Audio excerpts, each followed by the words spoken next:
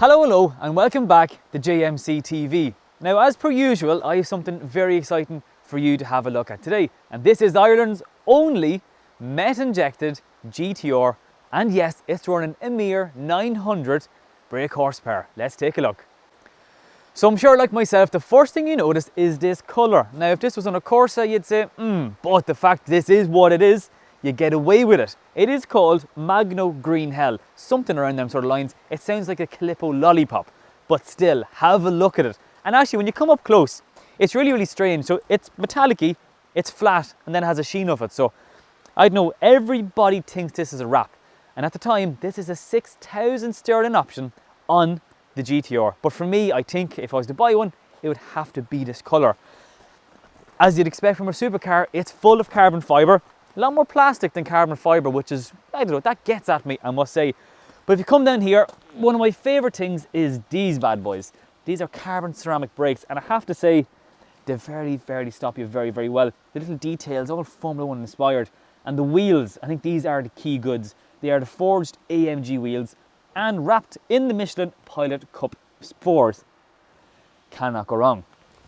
Take a look around, typical Mercedes. You have some nice venting, your V8 bi-turbo, more on that in a little bit of time. This stuff, this is plastic. Mercedes, do that in carbon please, because the roof is carbon and that is absolutely gorgeous. One thing I think everybody commented on when they saw the cars is the scale of it. It's so wide, but it's not the longest car, and I think that's really cool. It just sets the standard for what's to come. And then moving around the back, I think it's probably the best part of the car. Again, you have the GTR wing, you have your full GTR denoting branding package, you have the lights, you have everything. But if you take a look down here again, you have an exhaust here and you have two either side. And I do hope to get you the footage, but this does shoot flames. As you can see, it has a flame protector. Now that is a car. Now I was going to do a very quick startup, but I decided if we're going to do it, we'll do it properly. But I'm going to show you, just in case you happen to find yourself in a GTR. So ignition again, but you have a turn on the radio, into Sport Plus on your toggle over here, exhaust button on, foot in the brake, key somewhere, and 900 horsepower comes to life. So all that's left is to go for a spin.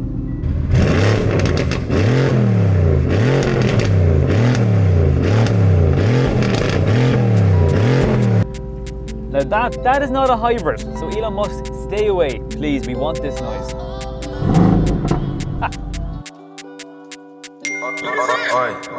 It's a KP mix.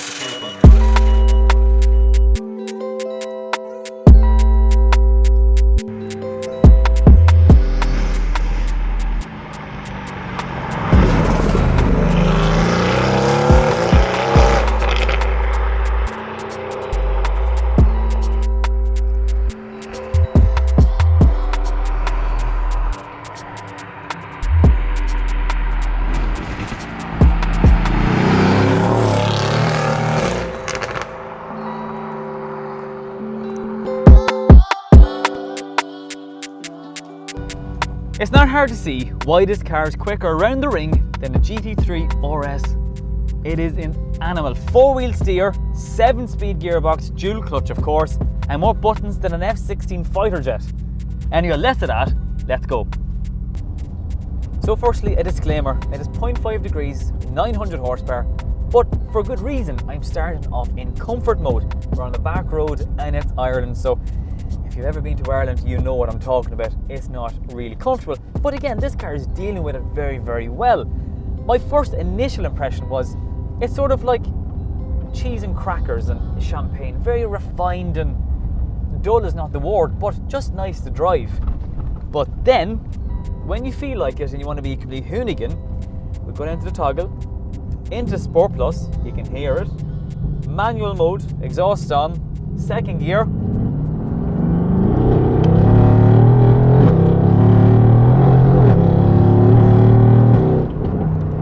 Yeah, and that is wheel spin with full traction on, 900 horsepower. Think about it, Bugatti Veyron's, what, 1001? And here we have it in a rear wheel drive Mercedes-Benz.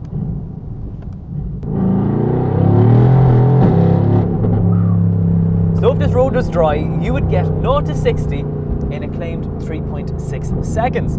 And do I believe it? Yes. But again, this is not a standard car, it is Meth injected. So the Meth tank, which I will show you in a quick second, is in the boot, and that direct injects Meth, you heard it correctly, into the engine. Now that is some fast and furious stuff. And that is why you get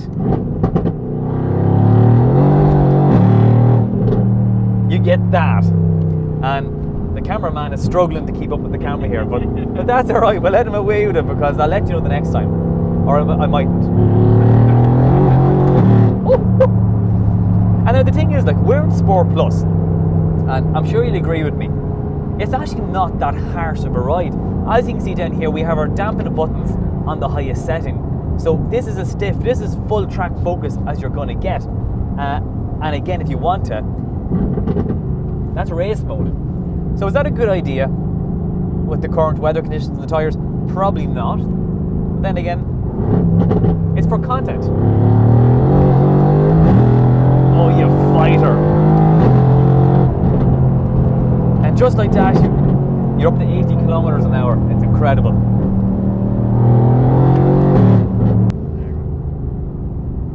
It is genuinely lunacy let loose. But now, more to, I suppose, a real talk. So this is a twin turbo V8, and I was lucky enough to own a C63. It's a W204 6.2 litre naturally aspirated. It was a gorgeous bit of kit, loads of torque, but the car was more of a hot rod. It didn't like going through corners whatsoever. So to be honest with you, I was just sort of expecting the same from this, but I was wrong. Very, very wrong. In fact, this thing is almost, it's surgically, it's the finesse of the whole car. Even the steering, the negative side to it for me anyway, I just feel the steering, it's a little bit dull. It doesn't give you much feedback. It actually feels like you're playing the PlayStation, which is great if you're going around Mandello or Spa or all these gorgeous tracks, but I think if you're just going some fast road driving, it's not ideal, but that's only me. But regardless, four-wheel steer, so it's actually quite strange, especially if you're turning in a tight radius, you feel like the car's understeering, but it is actually turning. It goes against everything that you know with a traditional car. But going back to it, this is a twin turbo, as I said, but it's a very linear boost to it. You never actually think it's a turbo. Like, let me just see, that's manual, so we'll put our foot down.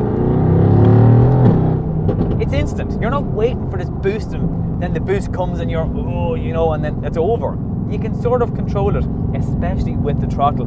And I think this is why it is it's not an easy car to drive, but it makes it, I suppose, for most humans, you can get into it and drive it fast with all the traction on and enjoy yourself. But this button here, just like a Formula 1 car, you can actually control, and now this is actually the brave button, I like to call it. You can control how much slip you want, and yes, you can turn it off completely. So it's probably, on one side, it's a fantastic car if you're going to rob a bank. The only problem is, in a town like this, well, it grabs a lot of attention, let's just say. But then again, anything that sounds like this is going to make it.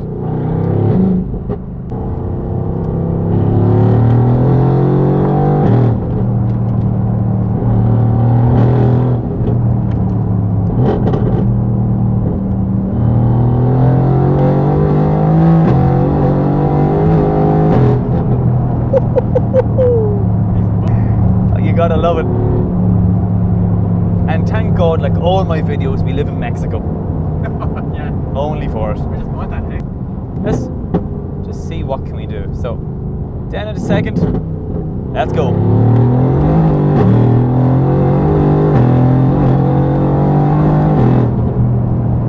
A few short shifts just to get the grip, just to try and get the tyre to grip the road. Here we go with some fresh tar here. This is very grippy stuff. Let's run it out.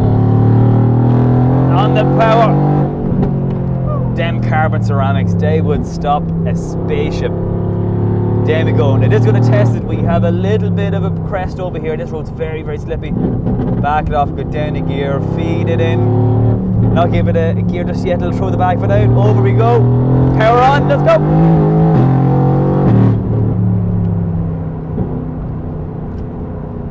We have it. 900 horsepower on a greasy road on some not so wet tyres. Now, one thing that I noticed, and this is probably one of the first things you will notice, it's a huge car, as in width-wise. So between yourself and the passenger, there is loads of room. But when you're in the car, it looks like I'm sitting so far back because it's mid-engined. But realistically, you're actually not. So I'll give you an example. Turn the ignition on, and if you want to put the seat back, to go back, the front has to come up. So it's not great room-wise, but anyway, we'll get over that. Jump back out. This is the cool thing. So here, Fast and Furious, Forza, whatever you want to call it, this is the Meth tank. So this is all piped up. MSL done it in the UK. It's all very fancy. But if you come with me, I'll show you how it all works, basically. So here it is. This is the power plant. So this is a V8, and essentially it's the V8 that's shared among all the AMG models. But because this is a GTR, well, it has a few little spices added to it. Now, if you look here, so from here forward, which looks like an engine, this is just plastic and radiators and cooling, air boxes and all the boring stuff. So from here to here is literally, well, that's just, it's matter, it's air. The engine actually starts here and moves back. So that's why the seating position is so far back. And maybe that's why you don't have that much room when you're actually inside it. So as you can see, you have your twin turbo setup and the piping going in, direct injection, Meth into it. It's basically the new nitrous. And that is how you get 900 horsepower out of a GTR. One thing I will say is though, in typical Mercedes fashion, everything is really, really nice, but please do something with that. That looks like something that a Dacia Duster would have.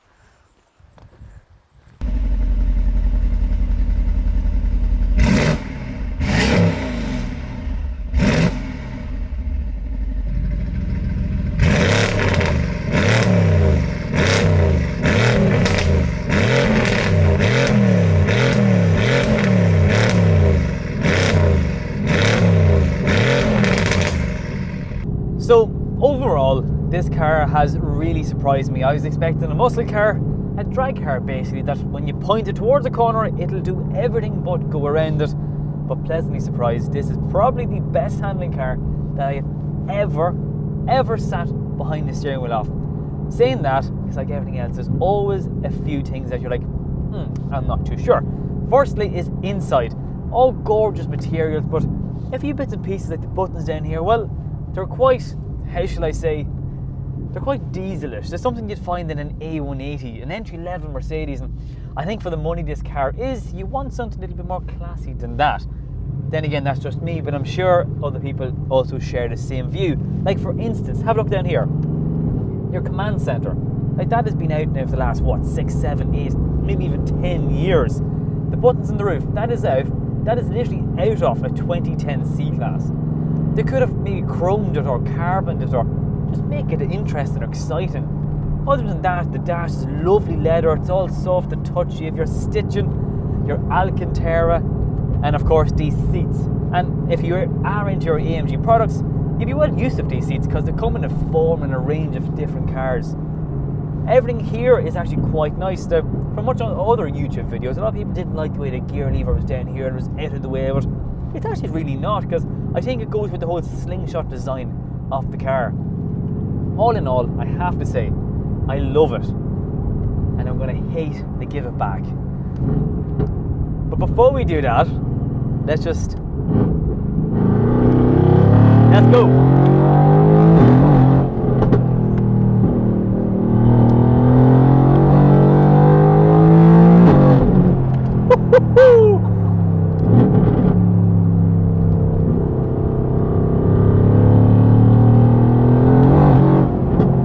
And I don't care what anybody says, there's not too many cars in Ireland that can do this, look this good, and all around be such a legend of a car. Now please, to the owner of this car, and I'm sure you're going to be watching it, can you please let me drive on the track?